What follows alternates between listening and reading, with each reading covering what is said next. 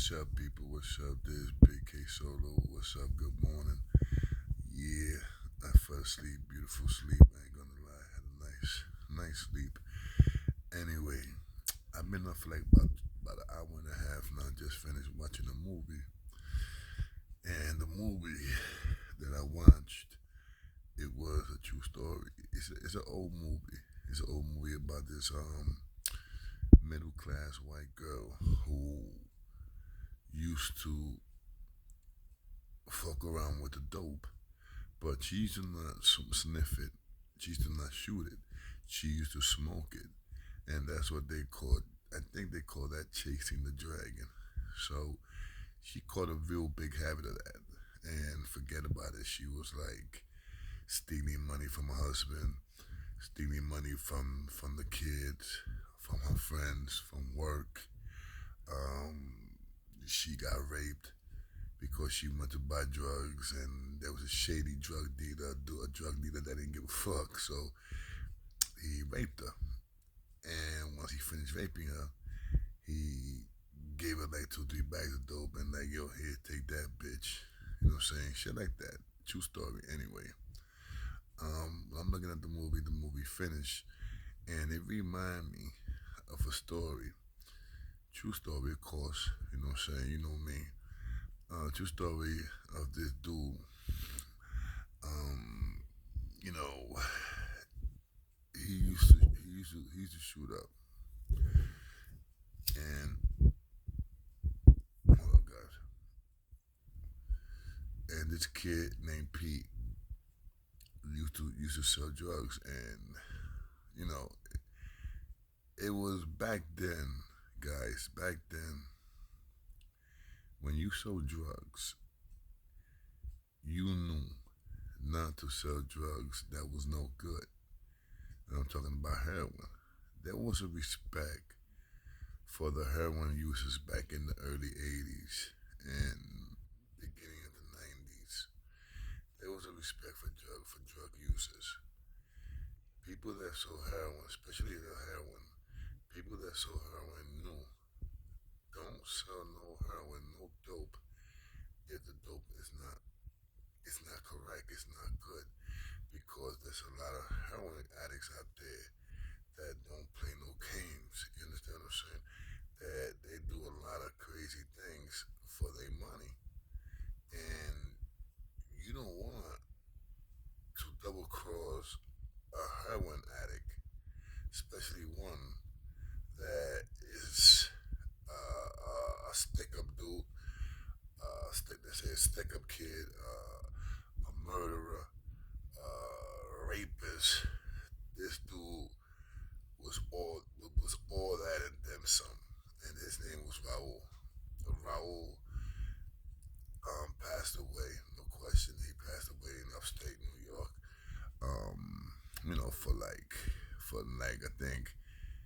I think they caught him for that body, the body that I'm about to tell you guys, and he came home on that, and he caught another body.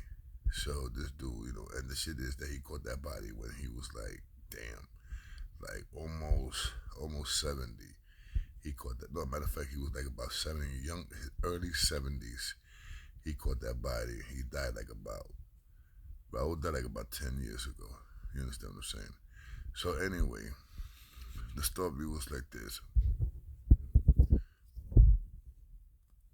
One day, I was doing my thing. You know, I was making my money in the streets. And this was by 180th and Hughes Avenue. So now 180th and Arthur. So one day, you know, like every morning, you know, everybody that sells people that sells dope knew that in the morning time it was the best time to sell it because that's the time that everybody goes to work. That's the time that people go to work, people wake up sick, and they want their shit. You know what I'm saying? As an ex heroin addict, I knew how it was. So at that time, I should not use heroin. At that time, I'm talking about 80s, uh, the beginning of the 90s when I got shot. That's when I started doing it. You know what I'm saying? But in the 80s, I never fucked around with that because I used to see my brother on it, and I used to get really upset with my brother. You know what I'm saying? And I ain't like my brother Peter doing it, you know what I'm saying? So I used to get mad upset. And that's another story, you know what I'm saying? So anyway, one day I get up, grab the bundles, go to Hughes Avenue, do my thing. Okay. I'm doing my thing about this is like about 10 o'clock in the morning. I got there like about 8:30. So it's like about 10:30 in the morning also. It's like about, hour, like almost 2 hours. But I'm 2 hours I'm 2 hours I'm doing my thing for about 2 hours, making my money. I remember my man Pete, he had two main brands of that shit, of the dope. One was bad medicine and the other one was Goya. Remember I'm pretty sure a lot of you guys that fucked around with dope remember that shit. So anyway, I remember Pete, and Pete's not fuck with it either. Me and Pete's not fuck with it at that time. And like I said, I was not Pete's friend. You know what I'm saying? I knew the dude. I knew the dude here and there, like, yo, what's up? And that was about it. You know what I'm saying? But that as hanging out, breaking bread with the kid, no, never, never. So anyway, I remember we chilling. It was cold. I ain't gonna front. It was one of those cold winter days. So I'm right by the store because back in that time we always had a favorite store that we go in, we get warm, we come back out, see the customer walking around, we like get out, yo, Bobby, boom, yeah, what's up? We give him, and we give him whatever we gotta give him. We go back in the store, drink our coffee, whatever the fuck you're doing in the store. You feeling me? So that day I'm chilling, and it was just me and Pete doing our thing. Okay. At that time, I had the dope named DO8. Yeah. Oh shit, right? Oh shit. So anyway, I'm doing my thing. Boom, boom, boom, bang. I see Raul walking by me. Raul walks by me, and he tells me, "Yo, Solo." No, at that time was Junebug. Yo, Junebug, do you know who got the motherfucking Goya? So, at that time we had respect. At that time we didn't lie. You know what I'm saying? That time, if somebody's gonna ask for something, be like, yeah, he's inside the store, or yo, he's right there. Just because he wanted something else, we was not gonna cut through. They had a respect about at that time. We had respect. You know what I'm saying? So we're not gonna cut through, man. No, no, no need for that shit. So anyway, so I go and I say, yo, P got it. P's inside the store. So Raul was like, all right. Now Raul was the dude that Raul was from the '60s, man. He was a heroin addict from the '60s and the '70s, late '60s, middle '60s, middle '60s, '70s, and '80s. So Raul was, like I said, he was a veteran. This dude was a stick up kid, no question about that. And Raul was not going to stick up no regular dudes on the street. Nah, Raul used to stick up stores, bars, number spots, you name it. That was his thing. You feel me? And he used to do it with professional, saying with professionalism. I'm serious. Things that I heard about Raul, and I knew Raul. Like I said, I knew him. I respected him. I was young back in that time. I was like in my 17, 18 years old. Raul was like in his 40s already. You know what I'm saying? And Raul was like a legend in the Bronx, in that area. You know what I'm saying? You don't fuck with Raul. You don't fuck with Raul, son. You know what I'm saying? If you was one of these young dudes, he had respect. He had respect for the Hughes boys. And that kid Pete was not the Hughes boys. You know what I'm saying? That was not the Hughes boy, little Pete. This is another dude named Pete. So anyway, so like I said, Pete goes to see. I said, yeah, boom. I point to him where Raul was at inside the store. Boom, Raul goes to the store. Pete comes out with Raul. So they walking down, to the school. Next thing you know, um, Raul walks right by me. Yo, all right, Junebug. I'm like, yeah, Raul. Boom, cool. No problem. He breaks out. Now, while Raul breaks out in front of me, he's walking. This other kid, that his name was Orlando. Orlando used to fuck around. So Orlando was like, yo, give me a bag. So I turned around, boom, sold him a bag, and he tells me, damn, bro, that nigga Pete, I asked that nigga to give me Goya, and he gave me some shit named bad medicine. Bad Medicine at one time was banging. You know what I'm saying? I remember that because my man had that shit. My man made a lot of money with that shit. You know what I'm saying? So as banging, I knew it was banging because he was making a lot of money. You know. So anyway, but at that time the Bad Medicine was no good at all. You saying? I mean, it's not gonna help Raul. So Raul bought 2 bags, and Pete gave him the Bad Medicine. Instead of Pete gave him the Goya, he gave him the Bad Medicine. Boom. Now I hear this dude tells me, yeah, man, that nigga Raul sold me 2 bags of fucking Bad Medicine. I told that nigga if he had Goya, he told me no. So I looked at him and I said, what you mean, that Bad Medicine's no good? He was like, nah, man, that shit was garbage. What you think I'm over here buying another one from you? I'm like, well, true, you know what I'm saying? Okay, he right, you know what I'm saying? You know, if it was good, he wouldn't need to buy nothing from me, you know what I'm saying? So I'm like, all right. So the DO8 was decent. It was good, but the Goya was better. You know, so it was a little better. So you know, the people are gonna go to what's better and what's good, whatever. You know. So anyway, the kid tells me this, and I sell him the bag, and he breaks out. Pete comes right back out the store. He comes out the store. Yo, what's up? The nigga bought a bag off you? And I said, yeah. Yo, Pete, he said that fucking Bad Medicine is garbage. He was like, no, my shit ain't garbage, yo. My shit, yo, everybody giving it a 9. Everybody giving it a 10. And I said a 9 or 10. I mean, you sure these niggas ain't drunk? Cause this dude ain't gonna lie, son. He was like, oh man, that nigga probably wanted another bag. I was not gonna give him another bag. So I'm looking at him, I said, all right, B. I said, yo, but remember, yo, if niggas come back, because I knew Raul was going to come back. I said, niggas come back, but you should give them back their money, bro. He was like, nah, man, if they fuck up, they snap the shit or whatever. Nah, you know how that shit is, Junebug. So the nigga got a little attitude, son. So I'm like, all right, whatever. You feel me? Whatever, dude. So, look, you know, about 15 minutes later, what happens? Raul comes. Raul comes, bro. Comes to the block. He sees the dude Pete. He walks up to Pete. He passes by me again. Now, I'm taking care of his custody. Boom! I turn around and I'm not, and I ain't gonna front. I'm air hustling. You feel me? Air hustling means that you hearing the conversation. You know, you in your own conversation with somebody else, but you listening to the conversation that somebody else is having by you. You feel me? That's what they call air hustling.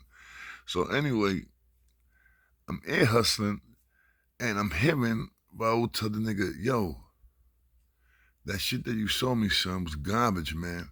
He was like, yo, what you mean? Everybody's giving that shit a 9. The same shit they told me. Everybody giving that shit a 9. Everybody giving that shit a 10. Yo, well, I can't tell you. You know, I don't know. Maybe you got a strong system. You know, he's giving this all this Willy Gaga stories. You know what I'm saying? So I was like, yo, listen, man. I'm gonna give you back a bag because I did one. But I'm gonna give you back a bag. Just give me back $10, man, and I'm gonna go get one from Junebug. You know what I'm saying? So once again, Pete tells the nigga, yo, I can't do that. I can't take that bag because you walked away from that bag. You walked away from me with the bag. So I don't know what you did with the bag. Right there, it's a disrespect. You don't disrespect an OG like that, and especially an OG who is sick, who is dope sick. And back at that time, I used to not fuck with dope back in that time, but I used to hear that the heroin back in the 70s and 80s, especially in the 60s, 70s, and 80s, was no fucking joke. You understand what I'm saying? So, of course, the habit's gonna be stronger. And niggas gonna be like, yo, I don't got no more money, bro. I want my shit. So, you know, this nigga's telling the P's telling this nigga, yo, man, you know, I'm sorry, but you walked away, blah, blah, blah, blah. And little P goes and says, here, take your bag back. Take the bag back. I'm not gonna take it, B. You know what I'm saying? I'm not gonna take it. So Raul said, yo, I'm not taking that, man, till you give me $10. Once again, Raul was telling him this. Now, I turned around because I already know what time it is, man. I know Pete is a fregadito. I know he's one of these dudes that's a fregado. He don't have no respect for the OG at that time. You know, may he rest in peace, bro. But he didn't have no respect for the OGs, bro. And he didn't have no respect for a heroin addict back in that time, bro. All right. So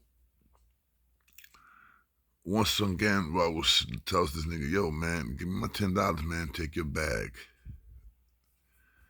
This nigga Pete comes out, and he comes out a little snarty, bro. He tells me, "Yo, listen, man, I'm not gonna tell you no more. I'm not taking that bag. You're gonna have to take that loss." So Raul looks at him again. Raul says, "Yo, are you sure about that, man? You gonna make me take that loss?" You know, Raul, you can see that Raul did not want it to do nothing, man. You can see that Raul went over there on some peaceful, humble shit. But people take advantage of that. People take advantage of your kindness, of your humbleness. You understand what I'm saying? And that is something that you playing with fire, especially if you don't know the person's background. And if you do know his background and you still play yourself, you're gonna get what you're gonna get. It is what it is. Bro, I turn back. I'm giving back the chance somebody wanted 4, so I'm giving him 4, and I give him a change of 100. So I'm giving this nigga $60. All I hear is like a punch like in the body, like a poof, and somebody going, "Oh." So when I turn, I'm thinking, yo, this nigga Raul swang at this nigga Pete, or Pete swang at him while I'm turning around.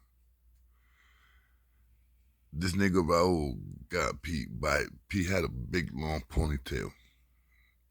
Raul got this nigga's ponytail wrapped around his hand.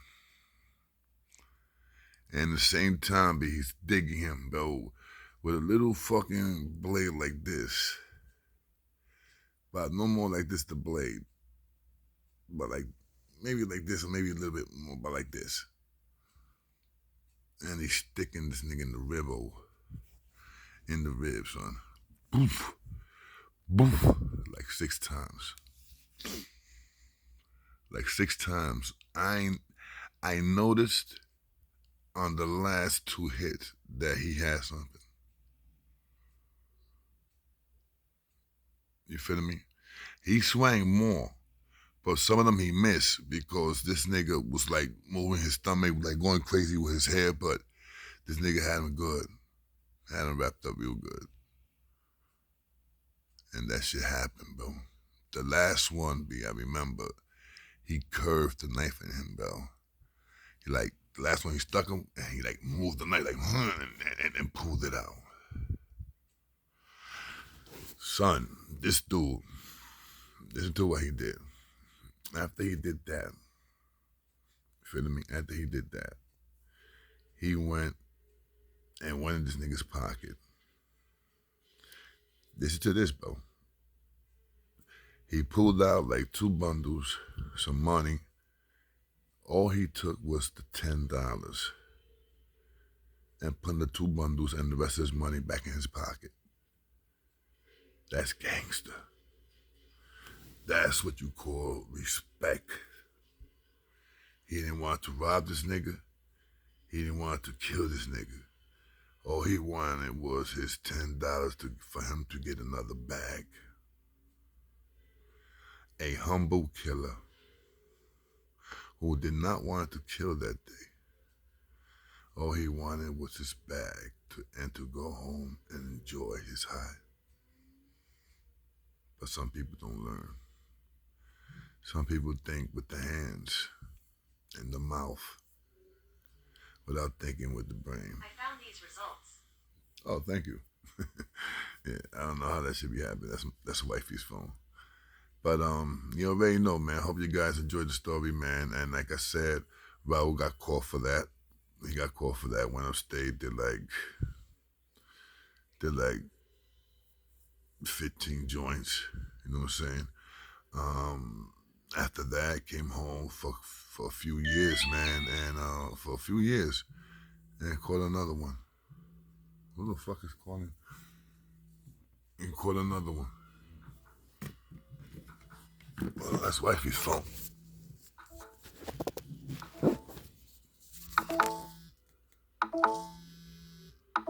Hold up, guys. Hello? What's up, Marty? Hold up. Baby. Joycey. Hold up, Marty. Hold up, Marty. Let me finish this tape, Marty. I'm recording something real quick. Let me finish it. Dime. Yeah. Yo, give me like 2 Italian breads. You feeling me? Tell them I need 2 Italian breads. If you could do me a favor and bring me 2 Italian breads. All right, bye.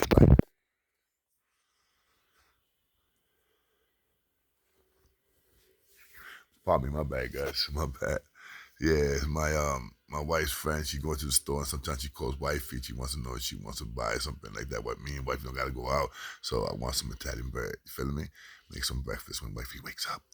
Anyway, guys, check this out. So let me let you go. You already know, man, this is the K Solo. So once again, let me let you go. This is the K Solo show.